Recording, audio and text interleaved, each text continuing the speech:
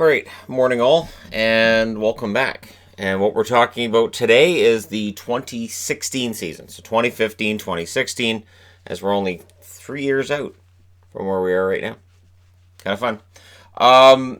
According to the Hockey News Annual from the 2015-2016 season, once that's done and we look at who the top 11 are, and I put 11 on the board because of who number 11 is. Number 1 is Sidney Crosby. Number 2 is Patrick Kane. Number 3, Carey Price. Number 4, Jamie Benn. 5, Jonathan Toews. 6, Drew Doughty. 7, Anze Kopitar. 8, Erik Karlsson. 9, Connor McDavid. 10, Joe Pavelski. And 11 is Ovechkin. Now, what's interesting is McDavid makes it to 9 after his rookie season where he only played 45 games. So he showed enough in those 45 games that they said, well, we've got to put him in the top 10. Your top scoring rookies from that year, 80 games played by Panarin for 30 goals, 47 assists, 87 points. Jack Eichel, 81 games played, 24 goals, 32 assists, 56 points.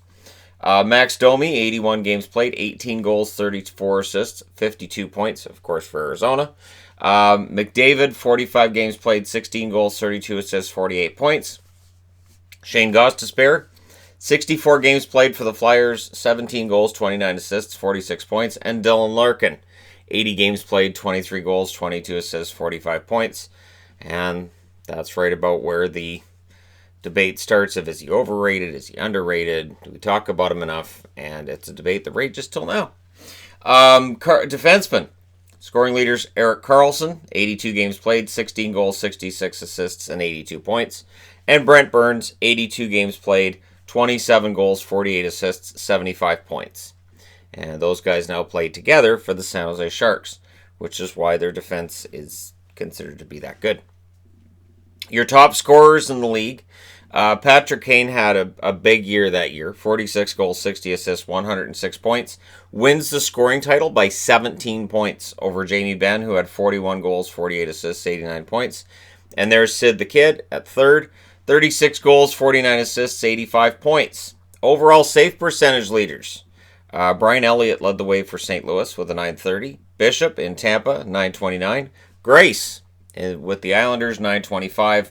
Neuwirth with the Flyers at 924, tied with Chicago's Crawford, and Schneider from New Jersey. And Schneider was kind of an island. We'll get to that. Anaheim, they lost in the first round to Nashville that year. Cost Bruce Boudreau's job, and Randy Carlyle gets hired. And, of course, this is when the channel started to grow and started to actually become a channel. And the most memorable thing to me was Doug McClain saying, well, what have the Predators done? There's no way they're going to beat the Anaheim Ducks. Predators haven't done anything. And I remember thinking, yeah, they could. They could totally beat the Ducks. And then they did. Boston, they were denied the playoffs on the last day of the season. And this was the second year in a row that had happened. So, last game of the season, here we go. And no. And that you know, is a pain when you consider how many times Dallas has backed out of the playoffs in the last couple weeks of the season as well. Chicago, they're out in round 1 versus St. Louis, a series which shocked me. Remember, the Hawks were coming off the 2015 Stanley Cup, had won it in 2013 and 2010, and they were known for going on nice long playoff runs, and this was a sign that maybe that was coming to an end. Then with the salary cap concerns and everything, Teravainen was sacrificed so they could get Bickle's contract out of there. And Andrew Shaw was sent out for cap reasons as well. And now he's back. So things change. But for Chicago, there's some signs that their overall depth is starting to become affected by salary cap concerns, which is not unusual these days. Dallas, 109-point regular season. Excellent regular season, but the goaltending, not excellent. Both Lettinen and Niemi post save percentages below 900 in the playoffs. So one would have a good game and then have an awful game to follow that up, and then they'd switch. And it's not a recipe for success for Dallas, and it really, really wasn't. So they ended up out in the second round. Detroit, by hook and by crook, they make the playoffs for the 25th straight season. And this is where Red Wing fans are becoming very vocal about we need to change things, and yet they're scraping their way into the playoffs They're not doing anything once they're in the playoffs, but they're scraping their way in. This was also the summer where Lucic gets added to the Edmonton Oilers for McDavid's second year. The idea being Lucic will keep an eye on McDavid and help him out, and he'll be a good veteran leader for the Oilers. In theory, it worked that first year, and it we know now that there's been a divorce between the team and the player, but it made some sense at the time.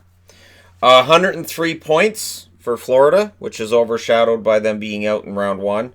And the real heartbreaker of their loss in round one is that Luongo had a .934 save percentage in those playoffs. Roberto Luongo was fantastic in that first round. Just they could not get the goals needed to get out of round one.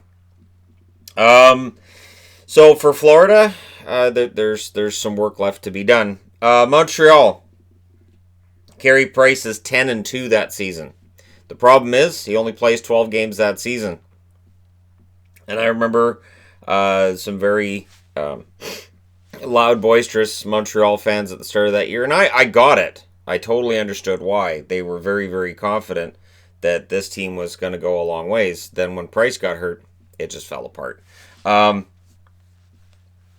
playoffs without Carey Price. Good season by the guys who had to try to stand in there, but they're not Carey Price. And so Montreal ends up missing the playoffs that season. Speaking of goaltenders, Corey Schneider, absolutely fantastic. Behind a team that was 30th in goals per game. So you look at the New Jersey Devils and the fact they don't finish at or near the bottom. That's because Corey Schneider was saving their backsides on a lot of nights. But they weren't near really that close to a playoff spot either. So New Jersey, their lack of offense has become an issue, and pretty soon we're going to see them getting a number one draft pick or two, right? Islanders, back-to-back 100-point seasons, which is unusual for the New York Islanders after the 1980s. Also unusual, they won a playoff series against Florida, but it's a win. A win is a win. You'll take that. And that's the first series win the organization had since 1993. See, and this is part of the reason why I know Garth Snow takes a lot of flack, and rightfully so, but I don't think the run the Islanders had with Snow as GM was quite as bad as we sometimes remember it. Back-to-back 100-point seasons, it's not bad. Pittsburgh, speaking of not bad, they win the Stanley Cup. They can. Matt Murray wins 15 in the playoffs. Jeff Zatkoff wins 1. And what's impressive about Murray's playoff performance is he didn't play very much during the regular season. That's how he remains a rookie into the following year. Marc-Andre Fleury played a lion's share of the games during the regular season. Then come playoffs, he wasn't healthy. And so Zatkoff ends up playing and getting a playoff win before Murray steps in and wins 15. So they were down to their number 3 goaltender, basically. And things went pretty well for them. I think where Murray benefited, I think there were teams that didn't have a book on Murray. They didn't know any of his weaknesses and whatnot. And what also benefited Murray is he's a pretty good goaltender. I've had that discussion on this channel before. Pretty solid goalie. St. Louis, they're in a Final Four for the first time in 15 years. They lost, of course, to the Sharks. Backes and Elliott then make their exit. And they look kind of major at the time because Backes kind of the heart and soul of the forwards. And Elliott coming off of a .930 save percentage. He'd had a .940 save percentage recently as well. So it looked like, they're handing over the reins to Jake Allen. We'll see how things go. Kind of gritted teeth. Let's hope things go well. But there's no hint that this team's going to win a Stanley Cup. Not really. Even though they go to the conference final, you can still see some warts and all with this team. And, well, they're a good team, but not great is kind of the thinking at the time. San Jose rebounds very nicely from missing the playoffs in 2015. They go to the Stanley Cup Finals in 2016. Logan Couture had 30 points in those playoffs, and Pavelski had 14 goals.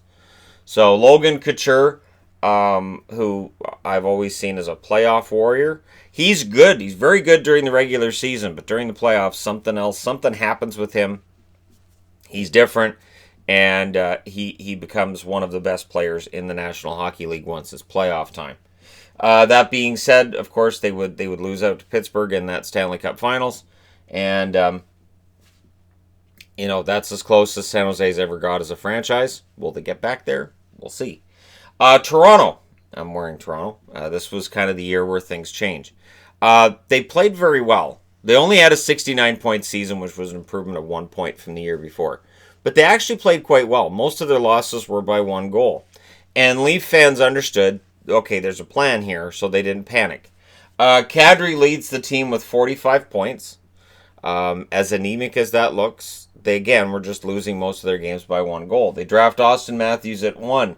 And they made a smart move that year with William Nylander. Nylander, they kept in the American League. They kept him with the Marlies because they understood that it was going to be a rough year for the Maple Leafs, and there was no reason to put him under that spotlight right now.